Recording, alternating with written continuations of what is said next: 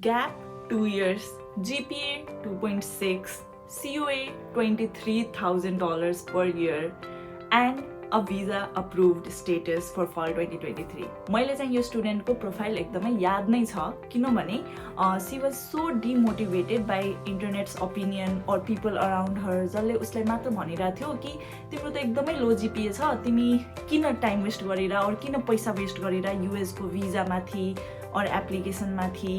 यहाँ आउँदाखेरि पनि हैन स्टार्टिङमा आउँदाखेरि पनि उसले यही सोधेको थियो कि you tell me if I can't get a visa or there is no chance I don't want to waste my time or my family's money and all of that and we were like no that's not how it works you have to work on your application and if it works out it does work out for people हैन and she got her visa approve working with us. This is a video where I will guide you on what to do if you have a low GPA, how to justify low GPA in your interview, र कसरी VO लाई त्यो हुन्छ नि विश्वास दिने और त्यो प्रुभ गर्ने that you are a good student after all. So यो सबैको बारेमा आज यो भिडियोमा हामी कुरा गर्छौं. No matter you are a bachelor student or a master student, it will be applicable to you. And without any delay, let's get started. Now when it comes to your GPA, यो चाहिँ एकदमै ठुलो discussion topic हो for US visa. किनभने तपाई इन्टरभ्यूमा जाँदाखेरि visa अफिसरले directly what is the reason for your low GPA भनेर सोधिदिन्छ एन्ड इट्स नट द्याट कि तपाईको 3 भन्दा माथि जीपीए छ भने राम्रो हो 3 भन्दा कम छ भने एकदम लो हो अनि इट्स नट लाइक 3 भन्दा माथिकोलाई कहिले सोध्दैन यो क्वेशन र 3 भन्दा कमको लागि जहिले पनि सोध्छ. It's not how it works. Obviously the visa officer also looks at it in a complete way. अरू कुराहरू पनि हेर्छ तपाईको मात्र जीपीए को बेसिसमा त आफ्नो डिसिजन बनाउँदैन. द्याट इज वाइ 2.6 जीपीए भएको मान्छेको पनि एक्सेप्ट भइरहेछ visa. So that is not the only thing they look at, but it is a question that you will get if you have a low GPA. Now, सबैभन्दा पहिला त let me burst this myth हैन. तपाईको 3 भन्दा माथि छ भने पनि तपाईलाई आउन सक्छ यो question. One case scenario of that is say तपाईको 10th मा चाहिँ 3.8 थियो, 11th मा 3.6 थियो or something like that, and 12th मा आउँदा 3.2 भयो रे. यो केसमा भिजा इन्टरभ्युअरले तपाईलाई सोध्न सक्छ what is the reason behind this GPA going lower and lower every year भनेर सोध्न सक्छ हैन. त्यो केसमा तपाईले कसरी जस्टिफाई गर्नुहुन्छ त्यो धेरै म्याटर गर्छ. They might even think that you're losing interest in your studies and तपाईले युएस एजुकेसन सिस्टममा राम्रो गर्न नसक्नु होला भनेर. And that is not something that we want the view to think right. अर्को सिनारियो चाहिँ के हुन सक्छ भने से तपाईको 3.5 जीपीए छ which is a very good GPA तर तपाईको स्पेसिफिकली कुनै सब्जेक्टमा चाहिँ कम आएको छ. फर एक्जाम्पल तपाई कम्प्युटर साइन्स पढ्न जाँदै हुनुहुन्छ र कम्प्युटर साइन्समा तपाईको लो ग्रेड आएको छ भने चाहिँ भिओले डाइरेक्टली सोध्न सक्छ कि I see that you want to go for a computer science course but computer science मा एकदमै कम छ. They might ask कि किन यस्तो भएको भनेर. And this is also a place where you have to really give a good answer and justify कि एउटा कोर्समा मात्र किन लो छ र अरूमा त राम्रो छ किनभने ओभरअल त 3.5 छ भनेर. सो यो जुन दुईटा सिनारियो मैले भने यसमा तपाईले सोध्न पनि सक्छ कि किन लो और नसोध्न पनि सक्छ अल टुगेदर. But if तपाईको 3 भन्दा कम नै छ भने there is a very high chance that they will first ask you this question why low GPA. And it is very important that यसको एन्सर तपाई राम्ररी प्रिपेयर गरेर जानु. जसरी एउटा भिजा इन्टरभ्यूमा फाइनान्सेसको क्वेशन एकदम इम्पोर्टेन्ट हो त्यस्तै जीपीए को क्वेशन पनि एकदमै इम्पोर्टेन्ट हो. स्पेशली इफ तपाईको लो जीपीए छ विच इज 3 भन्दा कम छ भने चाहिँ अलिकति सोचेरै जानुपर्छ के बोल्छु भनेर. फर्स्टली यहाँ के कुरा बुझ्नु पर्यो एज आई अलरेडी सेड तपाईको जीपीए को बेसिसमा एक्सेप्ट और रिजेक्ट चाहिँ हुँदैन सोल्ली. यो कुरा चाहिँ तपाई यदि युएस एम्बेसी नेपालको लाइभ च्याट्सहरुमा जानुहुन्छ और कुरा गरेको हेर्नु भएको छ और लाइभहरुमा जानु भएको छ भने they have very clearly mentioned that उनीहरूले मात्र जीपीए को बेसिसमा एक्सेप्ट र रिजेक्ट गर्ने हुँदैन. अल्दो जुन भिजा अफिसर छ उसले सोध्न चाहिँ सक्छ कि किन लो जीपीए आएको हो और के पहिलाको एकाडेमिक्सको बारेमा तपाईलाई सोध्न चाहिँ सक्छ because obviously you are applying for a student visa. अरू के को बारेमा सोध्नु त स्टुडेन्ट लाइफकै बारेमा त सोध्छ. So it is okay to get that question but it does not mean कि त्यसैको बेसिसमा तपाईले एक्सेप्ट और रिजेक्ट गरिरहेछ. नाउ जब तपाईले त्यहाँ एन्सर दिनुहुन्छ त्यहाँ अनेस्ट एन्सर चाहिँ उनीहरूले एक्सपेक्ट गर्छन् तपाईबाट. लाइक जे पाए त्यो बोल्न चाहिँ एक्सपेक्ट गर्दैनन्. So keep that in mind when you are trying to prepare for this question. So अब यसको एन्सर चाहिँ कसरी गर्ने. तपाईको लो जीपीए आएको छ और एउटा कुनै सब्जेक्टमा लो छ भने सबैभन्दा पहिला that what you can do is be honest. केही त रिजन होला नि तपाईको लो जीपीए को, तपाईलाई पढ्न मन लागेन, त्यो सब्जेक्ट मन परेन, और तपाई बिरामी हुनुहुन्थ्यो, केही ठुलो इभेन्ट भयो लाइफमा, केही त भएको होला नि, त्यो तपाईलाई आफ्नो मनमा त थाहा होला नि के भएको थियो. Now if you were genuinely sick or something happened in your life or in your family भने you can give that answer. Now यहाँ चाहिँ एउटा के अलि ट्रिकी हुन जान्छ नि, all the students हैन, almost 90% of the students जो त्यहाँ जान्छन् तिनीहरुलाई लो जीपीए को बारेमा सोध्दाखेरि I was sick, I was बिरामी, कोभिड थियो, पढ्न सकिन, और केही भयो, एनीथिङ लाइक यस्तो केही एन्सर्सहरु दिन्छन् के, which त्यो भिजा अफिसरले दिनभरिमा 1000 चोटी सुनिसक्यो होला. So they also get frustrated that स्टुडेन्टहरु आएर झुटो त बोल्ने, सबजना सिक्कै भएको थियो क्या अब एउटा एक्जामको दिन भनेर जस्तो तिनीहरुलाई फिल हुन्छ. And that is something you want to avoid. Now यसलाई कसरी एभोइड गर्ने? तपाईलाई साँच्चीकै सिक हुनुहुन्थ्यो भने त्यो एक्जामको एक दिन अगाडि और फ्यु डेज अगाडि सिक हुनुभयो होला, अनि त्यो एक्जाम बिग्रेको हुन सक्छ.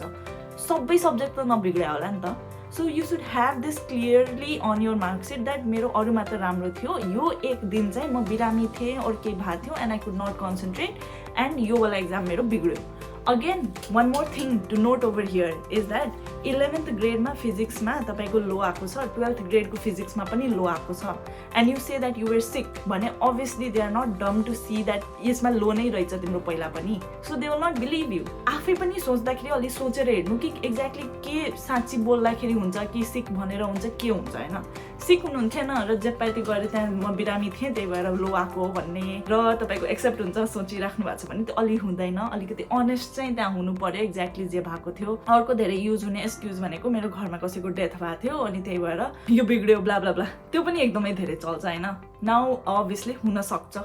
यस्तो नहुने चाहिँ होइन, बट अगेन तपाईको ओभरअल ग्रेड्स जहिले पनि राम्रो थियो र एउटा कुनै सेमेस्टर और एउटा कुनै से क्लास 12th को बिग्रियो तर 11th मा राम्रो थियो भने it makes sense. But it does not make sense तपाईको 11th मा पनि लो छ, 12th मा पनि लो छ, 10th मा पनि लो छ र तपाई गएर यस्तो एक्सक्युज दिनुहुन्छ भने चाहिँ मिल्दैन. अलिकति आफै चाहिँ सोचेर हिड्नु पर्यो यसमाथि. So the basic thing that I would say here is don't just copy paste अरूले के भनेको छन्. अभियसली हाम्रो टेलिग्राम ग्रुप्सहरुमा और फेसबुक ग्रुप्सहरुमा अरूले आफ्नो इन्टरभ्यू एक्सपिरियन्सहरु पोस्ट गरेको हुन्छन् र आफ्नो एन्सर्सहरु पनि लेखेको हुन्छ त्यहाँ. त्यो सेम टु सेम लिएर कपी पेस्ट गरेर तपाईको पनि लाग्छ भन्ने चाहिँ छैन. आफ्नो केस हेर्नु पर्यो.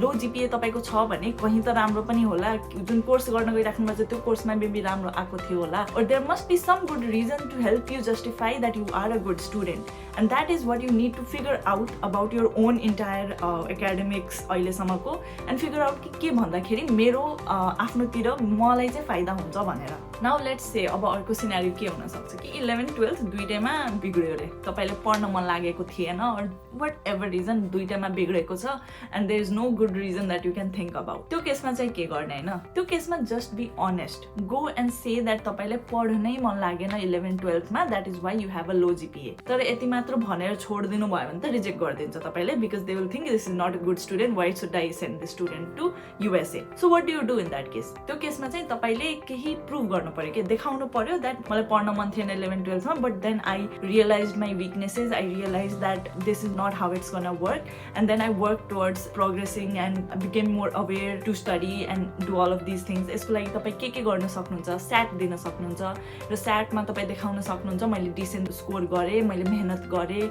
and I scored decent in SAT because I realized that this was my weakness and I wanted to overcome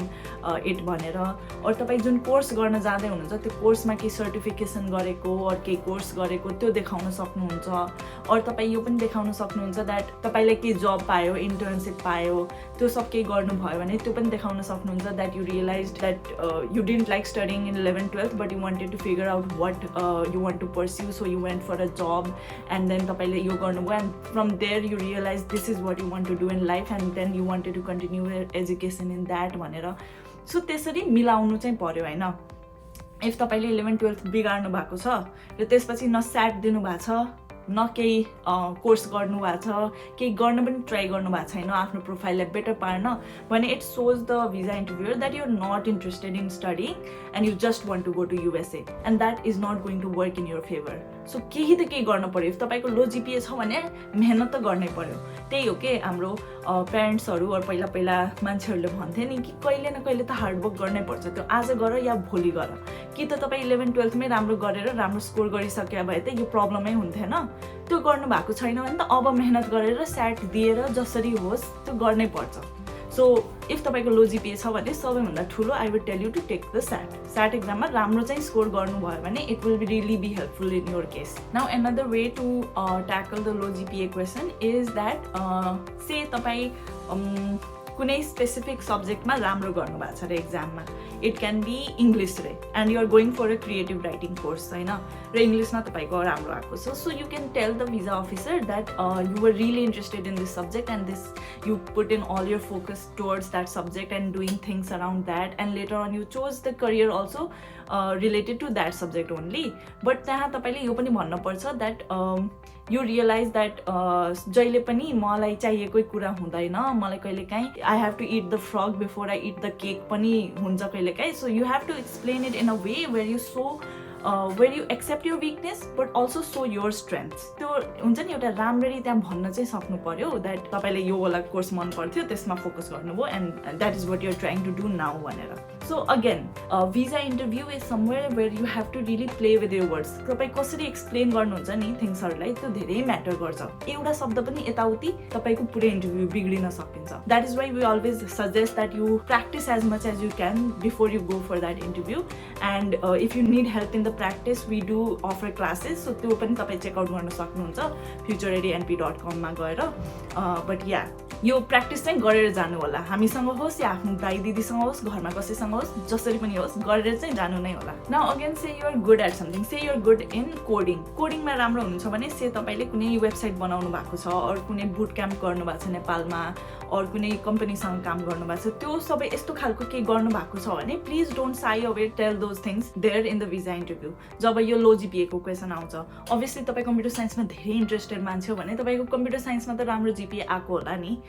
if त्यो छ भने त्यो केस तपाईले अलिकति आफ्नो स्ट्रेन्थ्सहरु देखाउनु पर्यो तपाईले के गर्नु भएको छ लाइफमा देखाउनु पर्यो त्यो देखाएर त्यो भिजा इन्टरभ्युलाई अलिकति इम्प्रेस गर्नु पर्यो कि आफूलाई एकदम फ्रन्ट गर्ने हो कि के हो तपाईको स्ट्रेन्थ अभियसली सबैमा केही न केही स्ट्रेन्थ हुन्छ हैन तपाईको लो जीपीए होस् हाई जीपीए होस् सबैमा स्ट्रेन्थ एन्ड विकनेसेस हुन्छ नै त्यो स्ट्रेन्थ आफ्नो अलिकति आइडेन्टिफाई गर्नु पर्यो त्यसलाई राम्ररी गरेर प्रेजेन्ट गर्न सक्नु पर्यो भिओ को अगाडि that is the only way you can crack this interview अनि यो चाहिँ मैले एकदमै सबलाई भनेको छु के visa interview of USA is not difficult, but it's not easy as well. You need to know the strategy of how to crack it, or you need to know कि exactly त्यहाँ गएर कुन शब्द बोल्दाखेरि त्यो भिओ चाहिँ कान ठाडो पारेर सुन्छ होला मेरो कुरा भनेर इफ तपाईले बोरिङ कुराहरू गर्नुभयो एज आई अलरेडी सेड हैन म सिक थिएँ मेरो घरमा कोही बित्नु भयो और यस्तो खालको एक्सक्युजेसहरु दिँदाखेरि युजुअली त भिओ और अगाडिको कोही पनि मान्छे होस् त्यो कन्भिन्स हुँदैन के मलाई नै कति स्टुडेन्टहरु अब फ्युचर रेडीमा इनरोल हुन्छन् हैन उनीहरुलाई सोध्छु नि के भएको थियो किन लो जीपीए भएछ तिम्रो अनि म बिरामी थिएँ मेरो घरमा कोही बित्यो यो सुन्दाखेरि मलाई नै झ्याउ लागिसकेछ के सबैको सेम रिजन कसरी हुन सक्छ के सबैको 11th को एक्जाम हुँदा सबैको घरमा कोही न कोही बित्दै क्या हो के भयो यो भन्ने जस्तै लाग्छ के so it's not that how it works so you have to come up with something good you have to cover your weaknesses with the strengths you have to embrace your weaknesses sometimes त्यसलाई पनि राम्ररी कुरा गर्न सक्नु पर्यो यो सबै कुरा गरेर नै हो के भिजा इन्टरभ्युलाई क्र्याक गर्न सक्ने भनेको with all of this said before I end this video again I would like to emphasize that हाम्रो भिजा इन्टरभ्यु प्रिपरेसन कोर्स क्लासेसहरु छ हैन if तपाई इनरोल हुन चाहनुहुन्छ हामीसँग भने you can visit FutureReadyNP.com त्यहाँ कोर्सेस सेक्सनमा हेर्न सक्नुहुन्छ about our course visa interview कोर्समा इनरोल हुनुहुन्छ भने we provide 4 mock tests and along with that तपाईलाई डिफरेन्ट खालको क्वेशन्सहरु कसरी आन्सर गर्ने जति पनि प्रोबेबल क्वेशन्स छ तपाईको भिजा इन्टरभ्यु दिनको लागि त्यो सबै तपाईलाई प्रिपेयर गराउने अनि प्र्याक्टिस गराउने तपाईलाई क्रस क्वेशन्सहरु गरेर पनि हामी प्र्याक्टिस गराउँछौं so if you are interested if you have your visa interview coming up भने you can definitely enrol with us and त्यसको लागि check the details out in the description and also on our website and that was all for today's video. I'll see you in the next one. Till then, take care and bye bye.